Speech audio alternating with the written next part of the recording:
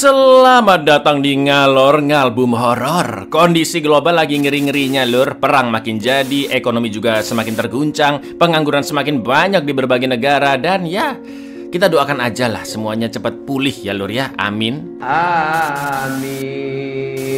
Balik mana ya ambil aku Icang dengan quotes hari ini. Kerja ngeluh capek, nganggur ngeluh stres. Terus maunya apa sih kalian lur? Kali ini kita akan mengalor film bergenre thriller psikologis yaitu The Surfer tahun 2024, mengisahkan seorang pria yang mengajak anaknya berselancar di sebuah pantai tempat masa kecil pria tersebut. Namun anehnya ada sebuah geng yang melarang wisatawan manapun untuk berenang maupun berselancar di pantai itu. Apa yang sebenarnya terjadi? Langsung aja kita ke requestan salam terkutuk dari dulurku Aqua Botol ya cak. Titip salam buat mantanku yang mutusin aku cuma gara-gara ketiduran. Nah Anda ketiduran tapi sama siapa itu? Ayo. Mana ngiler banyak banget lagi kan ya. Mau nggak sketchaken? Pada suatu siang, seorang pria sebut saja sesuai nama aktornya yaitu Nicholas mengajak anaknya Finn untuk berselancar di Pantai Luna yang berlokasi di area kampung halamannya Nicholas saat kecil. Sebenarnya Finn takut kena omel guru ataupun ibunya, sebut saja Tukiem, yang juga merupakan mantan istri Nicholas. Karena hari itu Finn bolos sekolah. Akan tetapi Nicholas mengatakan, santai aja nak, surfing dulu aja kita ya. Setelah itu Nicholas menelpon seorang broker perumahan sekaligus teman baiknya, panggil saja Sutijan. Karena selain mengajak selancar, Nicholas ingin memberi surprise ke anaknya, yaitu rumah yang akan dia beli di dekat pantai. Rumah itu dulunya milik ayah Nicholas yang sudah lama dijual, dan sekarang Nicholas ingin membelinya kembali. Namun sayang ada pembeli lain yang juga berminat dengan rumah itu, dan si broker mengatakan bahwa dia akan menjual rumah tersebut ke Nicholas secara langsung jika Nicholas berani bayar cash dengan harga yang lebih mahal. Broker pun memberikan waktu 2 hari bagi Nicholas untuk mempersiapkan uangnya dan nanti akan datang menemui Nicholas langsung di Pantai Luna. Akan tetapi setelah telepon ditutup, Sin sempat memperlihatkan Nicholas yang kondisinya compang-camping berada di tengah hutan dekat sana. Dan inilah sang peselancar. Should be in school, Dad. Yeah, we'll miss one and your mom will get over it. Wait for me there. If you have the money in the next 48 hours, I'll consider family interest lying in for your viewing and have already offered 1.6.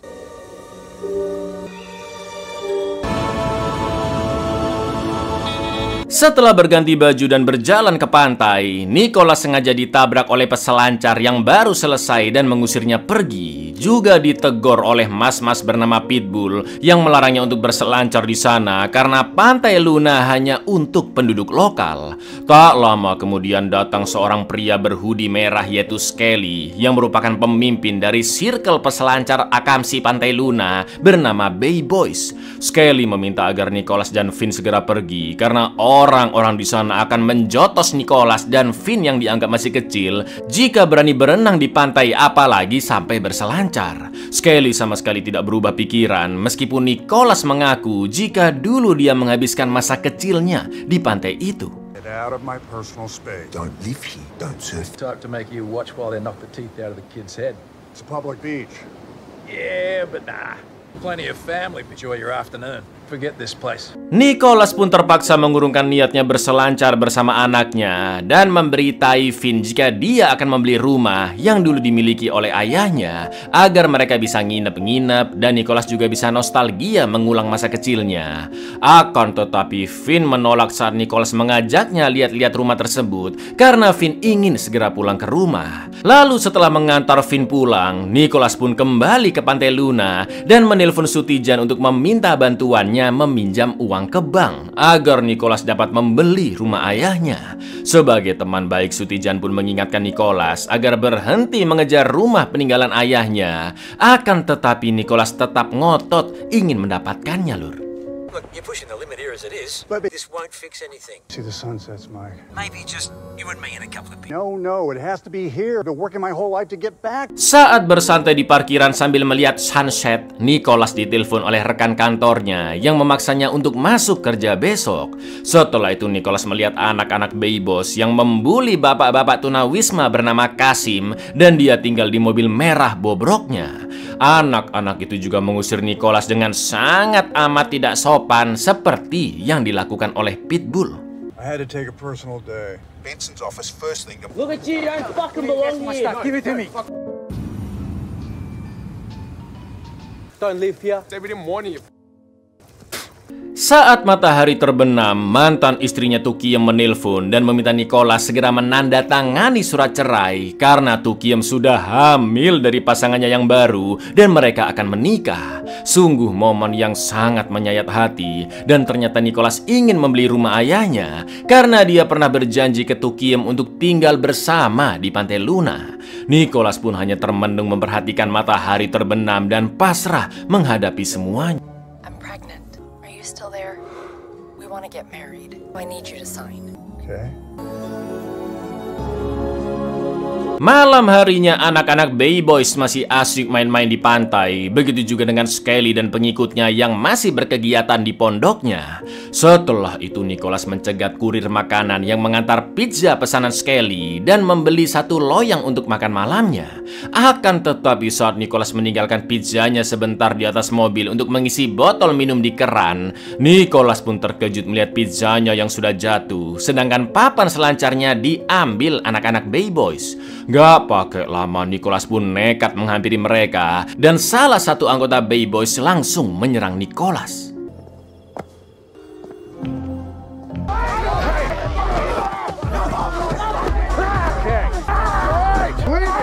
Karena anak-anak Bay Boys semakin brutal hingga memecahkan botol untuk senjata, Nicholas pun menyerah dan melaporkan kejadian itu ke polisi atas kasus penyerangan juga pencurian. Lalu Nicholas ketiduran di mobilnya dan keesokan paginya dibangunkan oleh polisi, sebut saja Rusdi, yang akan mengurus Kelly DKK untuk mendapatkan kembali papan seluncur Nicholas. Setelah itu Nicholas pun menukar kacamata hitamnya dengan teropong milik Kasim untuk memperhatikan apa yang Rusdi lakukan di pondok Skelly. Lalu Kasim menjelaskan bahwa nama asli Skelly adalah Scott Callahan yang ternyata dulu adalah teman masa kecil Nicholas di area Pantai Luna. Kasim juga memberitai jika Skelly bukan orang baik-baik karena kakeknya telah mencuri sebagian besar tanah di tempat itu. Kasim juga menuduh geng Bay Boys telah mencuci otak anaknya untuk bergabung dengan mereka sampai membuat anaknya menghilang entah kemana yang mungkin sudah dibunuh oleh Bay Boys. Padahal dulu Kasim sangat bangga dengan anaknya yang jago berselancar hingga memenangkan banyak kompetisi, bahkan mendapatkan medali berupa kalung gigi hiu. Dan ternyata Bay Boys juga membunuh anjing peliharaan Kasim. Lalu Nicholas pun menghampiri pondok Bay Boys untuk meminta papan selancarnya yang ternyata sudah digunakan sebagai papan nama pondok tersebut, lur. Sepertinya Rusdi juga anggota Bay Boys karena dia percaya-percaya aja ketika Skelly mengatakan bahwa papan itu memang sudah ada di sana sejak lama. Bahkan Rusdi juga mengusir Nicholas serta mengintimidasinya agar jangan mengusik Bay Boys karena keluarga Skelly sangat berpengaruh di area Pantai Luna. Dude, that's my board, and I want it back. Been up there for as long as I can remember. 7 summers back now. Family put a lot of money into this. While nobody's complaining, you're gonna leave here and you're gonna stop bothering these people. Dilalahnya aki mobil Nicholas habis karena sempat nyalain AC semalaman ketika tidur, dan itu artinya dia terjebak di pantai tersebut. Lalu saat Nicholas mau mengambil air minum, sekitar kerannya sudah dipenuhi oleh yang kemungkinan sengaja ditaruh oleh geng Bay Boys. Setelah itu saat Nicholas bercermin, dia pun melihat dirinya seperti Kasim yang sangat lusuh, seolah-olah Nicholas akan bernasib sama seperti Kasim. Tak lama kemudian Kasim datang dan Nicholas yang mengintip dari toilet melihat Kasim yang menaruh seonggok plastik merah di atas tembok WC. Lalu dia mengambil sepatu serta jas Nicholas yang ada di depan toilet beserta dompetnya di dalam saku. Nicholas pun menjadi bahan bulan-bulanan karena mobilnya juga dicoret anak-anak Bay Boys dan kakinya menginjak pecahan botol kaca. I'm gonna leave you in charge, son. Untungnya ada pengunjung lain yaitu Mbak Miranda yang bisa dimintai tolong untuk mengecas aki mobil Nicholas, dan alhamdulillahnya menyala kembali. Lalu Miranda yang hobi foto-foto pun sempat menjepret Nicholas yang berada di samping mobilnya. Alih-alih pergi dari pantai, Nicholas lanjut stalking Instagramnya Skelly dan memperhatikan kegiatan Bay Boys dari jauh dengan teropongnya. Setelah itu Nicholas membeli kopi di kedai dekat sana dengan penjaganya panggil saja Bang Paijo. Tapi tiba-tiba HP-nya mati. Padahal Nicholas tidak bawa uang cash dan cuma bisa bayar via kris. Nicholas pun meminta tolong ke Paijo untuk mengecas HP-nya sebentar dan akan membayar jika HP-nya sudah nyala. Akan tetapi Paijo memaksa Nicholas memberikan jam tangannya sebagai jaminan, yang akhirnya Nicholas pun terpaksa menyerahkan jam pemberian almarhum ayahnya itu. Karena percakapan mereka berlangsung cukup lama, pembeli di belakang sampai melempar kopi Nicholas hingga tumpah lur, dan lagi-lagi dia adalah anggota Bay Boys. Nicholas pun berusaha menenangkan dirinya karena situasi sudah terlalu kacau. Tak lama kemudian dua peselancar asal Perancis baru datang. Nicholas pun berusaha memperingatkan agar menjauhi pantai, namun mereka tidak percaya dan akhirnya diserang oleh Bay Boys. Coffee's for Bay Boys. There's quite a bit of localism. They're pretty experienced and respectful. Setelah itu brengkesnya toko Bang Paijo tiba-tiba tutup. Padahal Nicholas butuh HP-nya untuk komunikasi dengan Sutijan, pria lelang rumah ayahnya. Nicholas pun menelpon manajer Sutijan dengan telepon umum dan menyuruhnya menghubungi lagi ke nomor telepon itu besok jam 9 pagi. Lalu Nicholas pun melihat dua peselancar tadi yang buru-buru pulang setelah dikeroyok Bay Boys. Dan Nicholas melihat wanita itu seakan-akan seperti istrinya. Akan tetapi anak-anak Bay Boys menertawakan Nicholas yang dianggap aneh memperhatikan mereka dari jauh dengan teropongnya. Set a time where he might 9 a.m. tomorrow. My cell phone is out of act. Call me back on this number.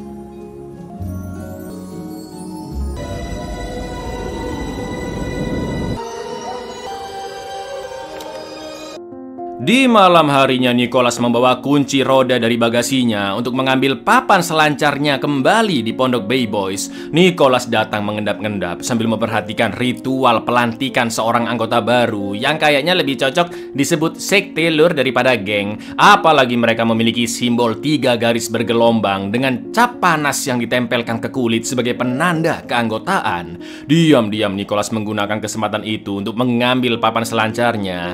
Tapi sayang dia digigit anjing penjaga dan anak-anak Bay Boys pun langsung mengejar Nicholas, juga melemparinya dengan batu. Dan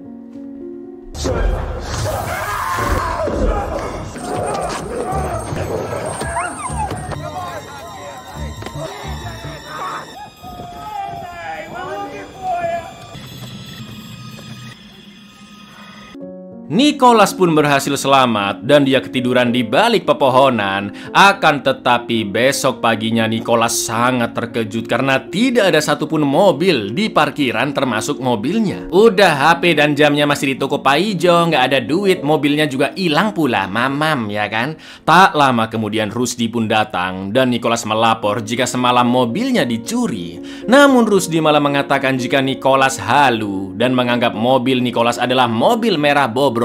Padahal itu mobil milik Kasim ya kan. Setelah itu Nicholas bertemu sales rumah yang sedang membawa calon pembeli ke rumah ayah Nicholas. Nicholas yakin sales itu adalah teman Sutijan, tapi dia tidak mengenal Sutijan maupun Nicholas. Anehnya Paijo juga tidak mengenal Nicholas dan mengatakan bahwa jam tangan yang dia pakai adalah pemberian ayahnya, serta tidak ada HP yang dititip ke tokonya. Sumpah aneh banget. Bukan hanya itu lur, Nicholas juga dipalak 3 anak Bay Boys yang akhirnya Nicholas terpaksa memberikan cincin kawinnya ke mereka. Lalu ketika Sutijan menelpon ke telepon umum, ternyata kabelnya sudah diputus anak-anak Bay Boys dan Nicholas pun jadi bahan tertawaan semua orang.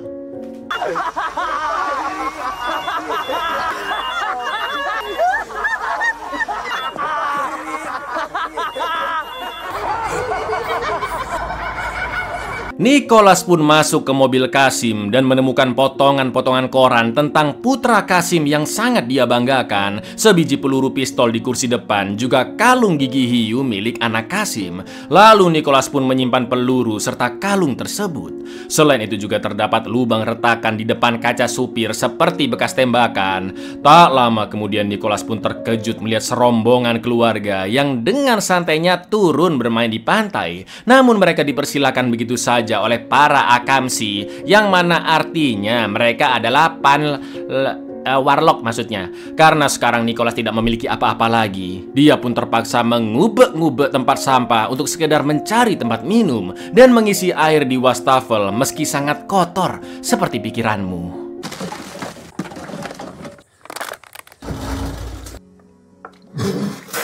Setelah itu Nicholas bertemu Skelly yang menawarkan air soda, hamburger, cireng, dan sepotong semangka. Namun dengan satu syarat, yaitu setelah selesai makan, Nicholas harus segera meninggalkan Pantai Luna dan jangan pernah kembali lagi. Akan tetapi Nicholas menolak karena keputusannya sudah bulat, yaitu ingin membeli rumah peninggalan ayahnya. Lagi pula Nicholas tumbuh besar di Pantai Luna dan dia sangat ingin berselancar lagi di sana. Lalu Skelly pun membahas tentang ayah Nicholas yang ditemukan meninggal tergeletak di pantai saat Nicholas masih berumur 15 tahun. Anehnya Skelly juga mengatakan jika dia sangat kecewa melihat Nicholas yang sudah menjadi gelandangan dan hidup di mobil rongsokan. Seakan-akan mobil mewah yang dimiliki Nicholas, papan selancarnya, serta semua kekayaan yang dia miliki hanya sebuah ilusi. Namun Nicholas tetap pada pendiriannya, yaitu ingin berselancar di Pantai Luna dan membeli rumah peninggalan ayahnya apapun yang terjadi. Going down in that, I'm gonna surf that break. Consider it a condition for a comeback that's for the best. They found him just down there on the Strand, right? What age were you, 15? You living in this piece of junk? For my family here. Because you're a bum. No. Yes. Karena terlalu haus, Nicholas pun terpaksa meminum air wastafel yang sangat keruh seperti hatimu. 3 orang Baybos juga kembali mengganggunya saat tidur, dan Nicholas juga terpaksa membunuh seekor tikus yang masuk ke dalam mobil dan sempat menggigitnya.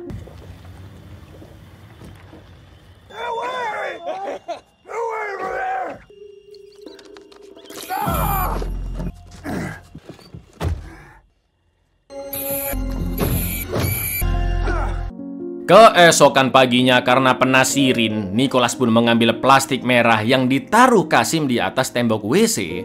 Ternyata isinya adalah pistol dengan 4 peluru di dalamnya dan menyisakan 2 slot yang kosong. Lalu Nicholas memasukkan peluru yang sebelumnya dia temukan dan mencoba menembakkannya sekali. Nicholas pun sempat berniat membunuh anjing peliharanya Bayboys, namun dia mengurungkan niatnya karena teringat bagaimana sang ayah meninggal di pantai, dan pada akhirnya Nicholas mengembalikan pistol itu ke atas tembok WC.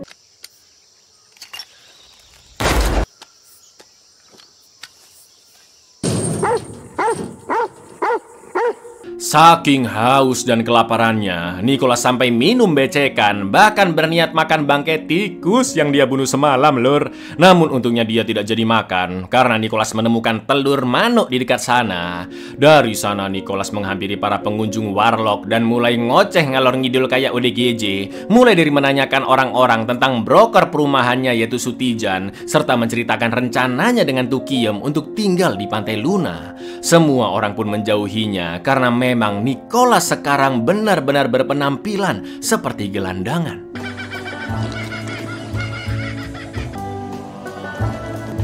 What? Broker Mike Muldoon. Oh, do you have a phone? My wife, we live here. Dinner on the balcony. Setelah itu Nicholas bertemu lagi dengan Miranda dan meminta foto Nicholas dengan mobilnya yang sebelumnya sempat diambil Miranda. Melihat mobilnya benar-benar nyata, Nicholas pun tertawa karena itu artinya semua orang telah berbohong, mulai dari Pak Polisi Rusdi dan Skelly yang menganggap Nicholas gelandangan, sampai Bang Paijo yang mengaku Nicholas tidak pernah menitipkan HP dan jam di tangannya sebenarnya juga milik Nicholas. Setelah itu Miranda pun memberikan air putih, lalu Nicholas juga menelpon Sutijan dari HP Miranda dan membahas tentang transaksi rumahnya. Namun sayang Sutijan gagal mendapatkan pinjaman bank dan Nicholas tidak bisa membeli rumahnya. Miranda yang merasa iba pun mengatakan agar Nicholas mengikhlaskan semuanya karena mungkin dia tidak ditakdirkan untuk tinggal di Pantai Luna. There you are.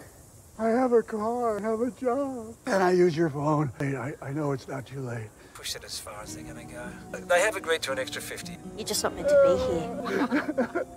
Nicholas begitu terpukul mendengar kata-kata Sutijan, namun alih-alih menyerah, Nicholas justru merasa geram. Nicholas pun mengambil papan kayu yang bertuliskan hanya untuk Akamsi, lalu menggunakannya untuk menghantam Pitbull yang telah melarangnya berselancar dan tinggal di sana.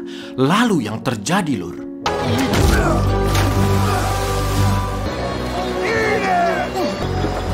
You can't stop me, Peter. I know.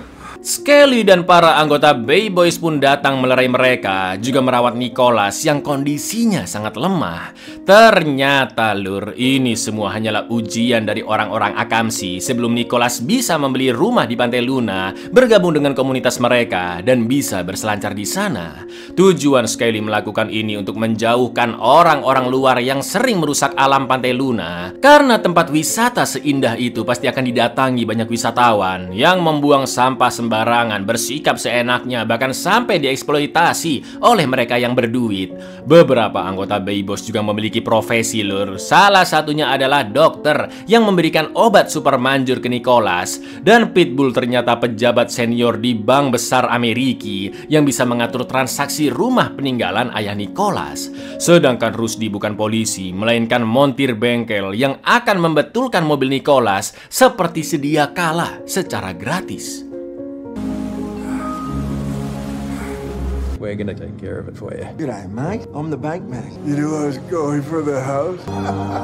At Twitchy's uncle's garage. Look like you could do with a flatty, mate. It's a tight-knit community. We're the backbone of it. Ketika sudah sadar, Nicholas melihat barang-barangnya yang sudah dikembalikan seperti HP, jam, cincin kawin, dan juga dompet. Begitu keluar dari pondok, Nicholas melihat para Bay Boys yang sedang melakukan ritual penobatan, lalu menempelkan simbol 3 garis bergelombang ke lengan kanan Nicholas. Setelah itu mereka pun nge-fly bareng-bareng dengan menghirup daun kemangi bakar.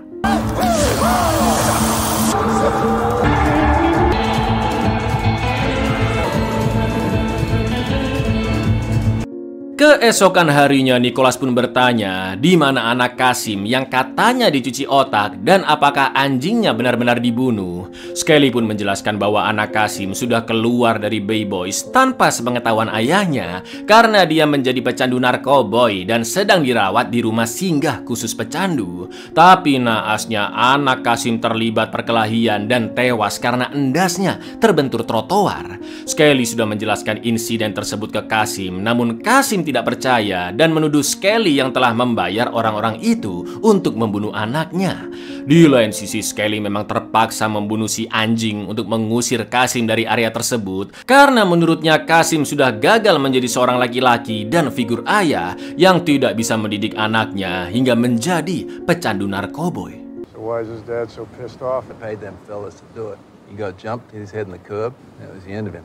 Sebelum diizinkan berselancar, ada satu ujian terakhir yang harus dijalani oleh Nicholas, yaitu membakar mobil bobrok milik Kasim agar dia bisa move on dari masalah-masalahnya yang sudah terjadi, termasuk mendiang putranya yang sudah meninggal. Karena seperti yang sudah kita lihat, banyak potongan-potongan koran prestasi anaknya Kasim di mobil karena dia masih belum ikhlas dengan kepergian putranya.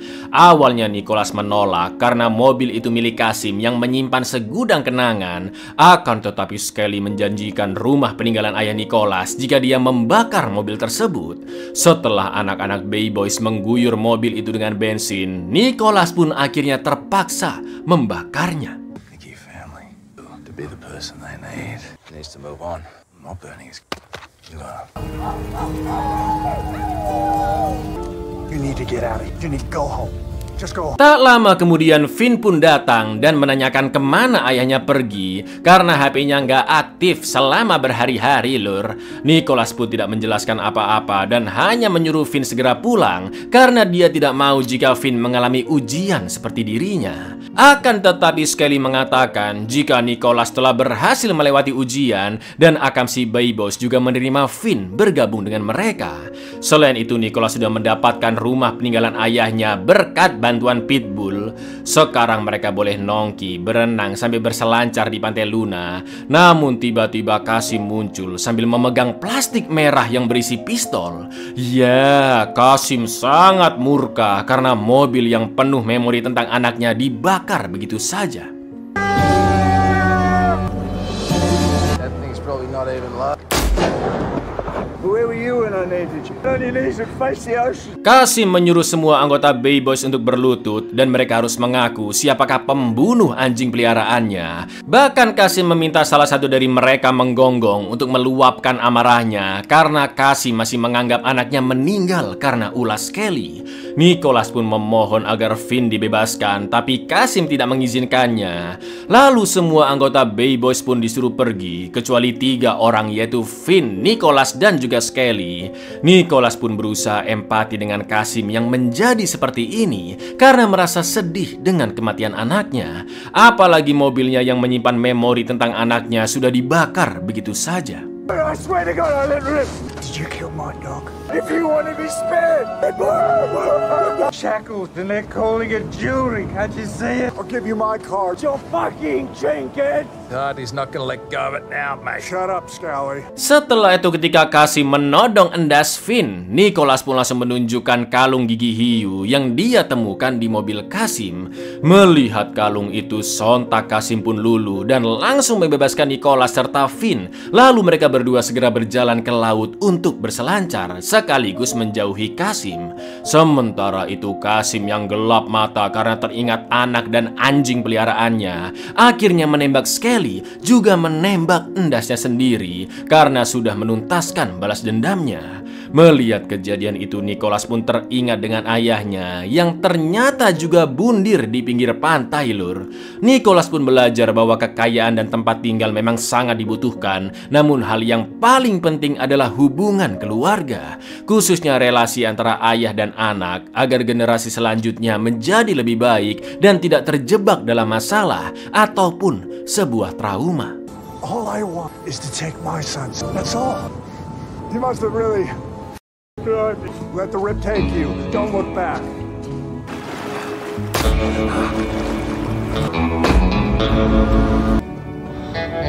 Buyar, film yang agak absurd memang lur ya. Makanya Om Nicholas, mending daripada surfing ini ya, mending main sama anak-anak futsal aja lebih asik Om. Assalamualaikum.